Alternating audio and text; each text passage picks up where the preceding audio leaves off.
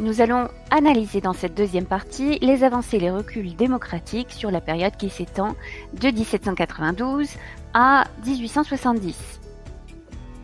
En 1792, la République est proclamée. Elle apporte de nouveaux droits et des libertés.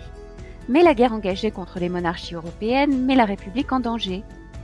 Pour se sauver, elle décide de lever une armée de citoyens et de restreindre certaines libertés. C'est ce qu'on appelle la Terreur, de 1793 à 1794. En 1804, Napoléon établit un empire qu'il gouverne également de manière autoritaire. Il étend la domination française en Europe et diffuse dans l'empire les idées de la Révolution, comme l'égalité devant la loi grâce au Code civil qu'il rédige en 1804. Dans cette lettre que Napoléon Ier envoie à son frère Jérôme, qui était roi de Westphalie en 1807, il évoque les idées de cette révolution, et notamment du fait que les peuples doivent jouir d'une liberté, d'une égalité, d'un bien-être inconnu au peuple de la Germanie.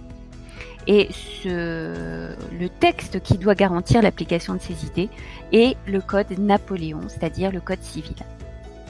En 1815, la coalition des monarchies européennes finit par vaincre Napoléon à Waterloo et impose le retour à la monarchie. Dans cette monarchie restaurée de 1815 à 1848, une constitution partage le pouvoir du roi avec une assemblée élue. Mais seuls les plus riches votent, c'est ce qu'on appelle le suffrage censitaire, et les libertés sont limitées. Cela entraîne les révolutions de 1830 et de 1848.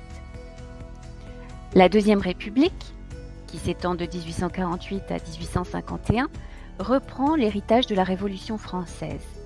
Elle met en place d'ailleurs en 1848 le suffrage universel, mais uniquement masculin. Dans cette peinture de Goldmille et Sorieux, qui s'intitule justement le suffrage universel, on peut apercevoir au milieu de la lithographie une personne qui s'appuie contre un arbre.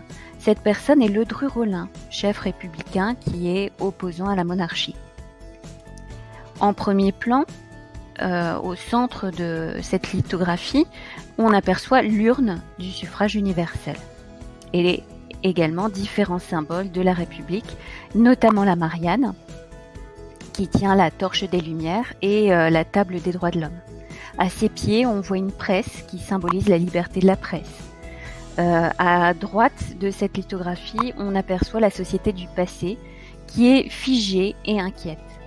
Et à gauche, en 6, on voit à l'inverse la société de la Deuxième République qui apparaît ici unie et égalitaire. Les libertés de presse et de réunion nécessaires à la démocratie sont également rétablies. Mais sous le régime autoritaire du Second Empire, qui s'étend de 1852 à 1870, Napoléon III restreint les libertés. Il conserve tout de même le suffrage universel masculin qu'il contrôle. Les multiples occasions de voter continuent d'habituer les Français à participer à cette vie politique.